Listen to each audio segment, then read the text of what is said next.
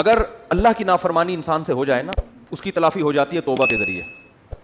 فطرت سے بغاوت کرو گے وہ فطرت نام اللہ ہی کا ہے، یعنی اللہ ہی نے فطرت بنائی ہے، لیکن اللہ نے فطرت کو ایسا بنایا ہے کہ اس کی بغاوت کرو گے میں معاف کروں گا. فطرت معاف بولتے کیوں نہیں بھائی؟ بہت خاندانی بات کر رہا ہوں، اللہ کرے کھوپڑی میں اتر جائے، اللہ کرے مجھے سمجھ میں آ جائے. سب سے پہلے مثال کے طور پر اللہ نے آپ کو حکم دیا یہ نہیں کرو، کوئی بھی حکم دے دیا، رشوت نہیں لو.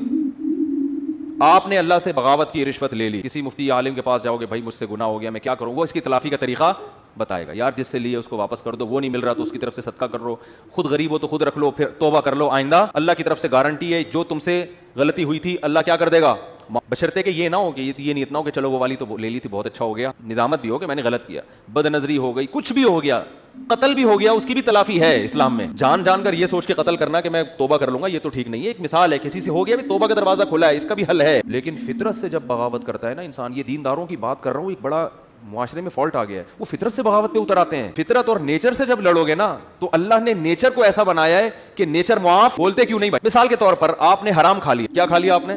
چوری، کسی کے مرغی رکھی ہوئی تھی یا مرغی گھوم رہی تھی، چوری کر کے بسم اللہ اللہ اوپر پڑھ کے ذبح کیا آپ نے، کھا لیا، حرام کھا لیا نا آپ نے. مرغی کھانا کیا ہے؟ حرام ہے نا. چوری کی مرغی ویسے تو حلال، حرام کھا لیا، اس کی تلافی ہو جائے گی. اللہ نہ کرے خنزیر کھا لیا کسی نے، کی تلافی ہو جائے گی. بھائی توبہ استغفار کرو، اب کھا لیا تو آئندہ نہ کھاؤ، گڑ گڑاؤ، جتنا بڑا گناہ ہوگا اتنا زیادہ گڑ گڑاؤ. لیکن آپ نے زہر پی لی. جو زہر آپ نے پیا ہے نا، اور پیا بھی جان کے نہیں ہے، آپ سمجھے کہ اس بوتل میں زمزم رکھا ہوا ہے، حالانکہ کیا رکھا ہوا تھا؟ زہر. پہلا گناہ جان کر کیا، توبہ سے تلافی ہوگی. دوسرا گناہ بھی نہیں ہے، کیا بھی بھولے سے، غلطی سے، لیکن وہ زہر ہے، اس کی تلافی نہیں ہوگی، کیونکہ اللہ کی نافرمانی نہیں ہے. یہ کس کی بغاوت ہو رہی ہے؟ فطرت کی. فطرت تو یہ بھی نہیں دیکھتی کہ تو جان کے غلط کر رہا ہے یا غلطی سے غلط کر رہا ہے. اب جب زہر آنتوں میں اترے گا، جتنی مرضی توبہ کر لو، اے اللہ آئندہ میں جب بھی بوتل کا ڈھکن کھولوں گا 100 دفعہ سونگوں گا، پہلے کسی کو ٹیسٹ کراؤں گا، اس کے بعد میں پیوں گا، اس دفعہ معاف کر دے، میری آنتیں نہ گلیں، اس دفعہ معاف کر دے، آئندہ نہیں کروں گا. لاکھوں میں کروڑوں میں کوئی ایک معجزہ ہو جائے تو ایک الگ بات ہے، لیکن اللہ کا قانون یہ ہے کہ بھائی معاف تو میں نے کر دیا، تو نے بے احتیاطی کی، لیکن جو زہر ہے نا وہ معاف نہیں کرے گا، وہ تیری آنتوں کو گلائے گا اور تو مرے گا. نہیں آ رہی میرا خیال ہے بات سمجھ میں؟ بہت مشکل ہے. دیندار آدمی پتہ ہے کیا کرتا ہے؟ جو فطرت نے اصول، قدرت اللہ نے اصول، فطرت بھی اللہ نے بنا، زہر میں اللہ نے خاصیت رکھی نا کہ آنتوں کو گلائے گا. آگ میں جلانے کی خاصیت کس نے رکھی ہے؟ اللہ نے. آپ کا پاؤں پھسل گیا، لوگ کہہ رہے ہیں یار یہاں احتیاط سے جاؤ، نیچے آگ جل رہی ہے، پاؤں پھسل سکتا ہے. آپ نے کہا میں بڑا فنٹر ہوں، کچھ نہیں ہوتا ہے یار، میں گیا اور پھسل کے آگ میں گر گئے. یہ گناہ کیا نا آپ نے کہ احتیاط. اب آگ میں جیسے ہی گرے آپ نے اللہ سے معافی مانگی، اللہ مجھے معاف کر دے، میں نے بے احتیاطی کی. بے احتیاطی بھی ایک جرم ہے. اللہ فوراً کیا کر دے گا؟ معاف. کہ بھائی میرا بندہ توبہ کر رہا ہے، معاف. اللہ مجھے معاف کر کے آگ سے نکال، کیونکہ میں غلطی سے گرا ہوں، تو معاف. اللہ کیا کہے گا؟ ونس اپون اے ٹائم، ایک دفعہ ایسا ہوا تھا، ابراہیم آگ میں گئے تھے، میں نے بچا لیا تھا. بس یہ ابراہیم کے ساتھ ایسا ہوا، اور ہو سکتا ہے 2-4 اور ایسے واقعات ہو گئے ہوں. قانون یہ ہے کہ آپ کا گناہ تو میں نے معاف کر دیا، مگر جس غلطی کی وجہ سے آپ آگ میں سلپ ہوئے ہو، آگ کو میں نے پرمیشن نہیں دی کہ وہ تجھے معاف کر دے. اس کا کام ہے جلانا، وہ جلا کے چھوڑے گی. بات آ رہی ہے سمجھ میں؟ آج ہمارے ہاں بہت سے مسلمان اللہ کی تو نافرمانی کر ہی رہے ہیں، لیکن ساتھ ساتھ فطرت سے بھی لڑ رہے ہیں. دیکھو انگریز کوشش کرتا ہے نیچر سے نہ لڑے، مطلب کامیابی کے جو دنیاوی اسباب ہے نا وہ اختیار کرتا ہے، تبھی کامیابی جو دنیا کے لحاظ سے جس کو وہ کامیابی سمجھتے ہیں وہ کامیاب ہوتے چلے جا رہے ہیں. کیونکہ اللہ کا قانون ہے کہ بھائی کوئی کافر بھی اگر اسباب اختیار کرے گا نا، جس چیز کا جو سبب میں نے رکھا ہے. دیکھو اس کی ایک مثال دیتا ہوں. آپ بے احتیاطی کر رہے ہو، آپ بھی آگ میں گر گئے اور کافر بھی گر گیا بے احتیاطی سے، تو آگ یہ نہیں دیکھے گی کہ یہ چونکہ کلمہ پڑھنے والے اس کو بچا لو، وہ کافر ہے اس کو کیا کر دو، آگ یہ نہیں دیکھے گی. اسی طرح آپ مسلمان تھے، آپ نے بے احتیاطی کی اور کافر نے اس راستے کو اختیار نہیں کیا، تو اب آگ یہ نہیں دیکھے گی کہ وہ کافر ہے تو احتیاط کر رہا ہے پھر بھی جلاؤ اس کو، نہ نہ نہ نہ، بلکہ آگ اس تک نہیں پہنچے گی، آگ وہ بچ جائے گا.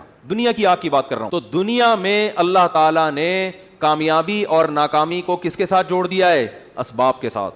جو جس چیز کا سبب ہے نا وہاں تک پہنچنے کے لیے وہ سبب آپ کو اختیار کرنا پڑے گا. اس سبب کو اختیار کیے بغیر وظیفے، دعائیں اور آشرواد لے لینا، کسی سے جا کے سر پہ ہاتھ پھیر دیں گے حضرت جی تو میری شادی ہو جائے گی، نہیں ہوگی شادی آپ کی. کیونکہ سب سے بڑا مسئلہ آج کل یہی بنا ہوا ہے نا، تو اس لیے مثال ذہن میں آ جاتی ہے. آج ایک صاحب آئے میرے پاس ملنے کے لیے، مفتی صاحب میں 40 سال کا ہو گیا، میری شادی نہیں ہو رہی. میں نے کہا کیوں نہیں ہو رہی؟ کہہ رہے ہیں یار میں پتہ نہیں، میرا مائنڈ ہی اس کے لیے تیار نہیں ہوتا، تو میرے لیے دعا کر دیں کہ میری شادی ہو جائے. میں نے کہا تو کر ہی نہیں رہی، کر ہی نہیں رہا، تو میں یہ دعا کر دیتا ہوں آپ کا مائنڈ بن جائے. تو میں نے کہا بنانے کی کوشش کرو گے تو بنے گا نا. تو بہت بڑا مسئلہ ہمارے ساتھ یہ ہے کہ صحت کے معاملے میں بھی، پڑھائی کے معاملے میں بھی، اور بزنس کے معاملات میں بھی، دین کے معاملات میں بھی. دین میں بھی تو یہ ہے نا کہ جنت کے اسباب اختیار کرو گے تو کہاں جاؤ گے؟ جنت میں. تو اس میں بھی جنت کے اسباب بھی اختیار کرنے کے لیے تیار بولو نہیں ہے. جنت کے اسباب ہے گناہ چھوڑو, گناہ نہیں چھوڑتے, اور پتہ نہیں ایران توران کیا کچھ کر لیں گے, وظیفے پڑھ لیں گے 5 لاکھ دفعہ آیت الکریمہ پڑھ لی, فلاں نے پڑھ لی, یہ کر لیا, وہ کر لیا, اور فلاں کو کھانا کھلا دیا. بھائی جنت میں جانے کا سب سے پہلا سبب کیا ہے کہ جس چیز کو اللہ نے حرام کہہ دیا اس سے آپ کو بچنا ہے. گناہ چھوڑنا ضروری ہے. اپنے عقیدے کو توحید کے بغیر جنت میں نہیں جا سکتے. کتنے اچھے بن جاؤ, شرک پر اگر ہے. دیکھو جیسے دنیا کا کے اسباب ہوتے ہیں نا, کہ جب تک محنت نہیں کرو گے, صحت کی کوشش نہیں کرو گے تو صحت بنتی نہیں ہے. یہ تھوڑی کہ اٹرم پٹرم جو مرضی کھاتے رہو اور آپ پھر بھی صحت مند, ایسا نہیں ہوتا. جو لوگ کہتے ہیں نا فلاں سب کچھ کھا جاتا ہے پھر بھی ٹھیک ہے, ایسا نہیں ہے. ایک وقت اس کو بھی بریک لگانی پڑتی ہے, اس کو روکنا پڑتا ہے اپنے آپ کو. اور جو پھر بھی کچھ نہیں ہو رہا ہے اس کا مطلب ایک ہی دفعہ میں ہونے والا ہے, اس کو ایک ہی دفعہ میں پھٹ جائے گا بیٹھا بیٹھا. کیونکہ جو کچھ ہوتا رہے نا تو انسان پھر بھی تھوڑا سا احتیاط سے چلتا ہے. اس کا مطلب ایک ہی دفعہ میں اس کا کچھ ہونے والا ہے, ٹائٹ طریقے سے دھماکے کے ساتھ پھٹے گا. گرنیڈ ایک ہی دفعہ پھٹتا ہے, اور کلاشن کوف سے گولیاں مسلسل چلتی رہتی ہیں, ٹھیک ہے نا. گرنیڈ کیا ہوتا ہے, ایک ہی دفعہ پھٹتا ہے بس, وہ دوبارہ چلنے کے قابل نہیں رہتا.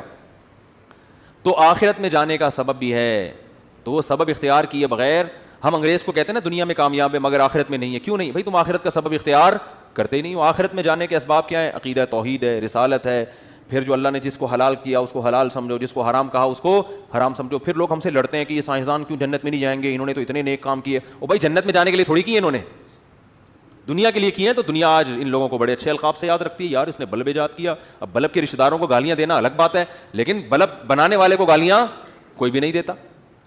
پاکستانی قوم بلب کے رشتہ داروں کو گالیاں دیتی ہے, لیکن بلب بنانے والے کو الحمدللہ گالیاں نہیں دیتی, اور دینا بھی نہیں چاہیے گالیاں. بھائی اس نے ہم پر احسان کیا, بلب بنایا, تو احسان کا بدلہ اس کو دنیا میں مل گیا. اس نے کون سا صدقہ جاریہ کے لیے آخرت کے لیے بنایا تھا.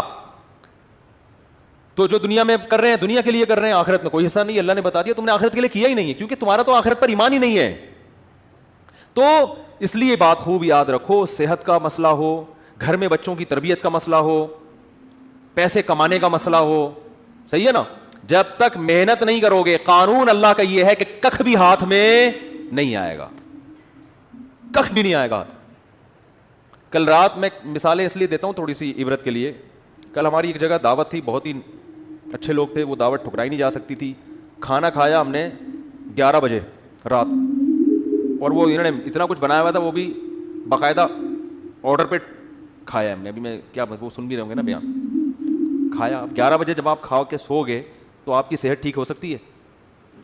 پھر آپ کہو چونکہ میں مفتی صاحب ہوں اور لوگ کہتے ہیں عالم ہیں, لوگوں کے خیال میں کوئی نیک آدمی ہے, اصل تو اللہ ہی جانتا ہے کون نیک ہے, کون بزرگ ہے, کون عالم ہے, لیکن لوگوں کا ایک اچھا گمان اگر فرض کر لیں تو چونکہ ہم نے 11 بجے کوفتے کھائے ہیں, کوفتے بنائے ہوئے بڑے خاندانی قسم کے, پھوڑ دیے ہم نے, طبیعت سے پھوڑے.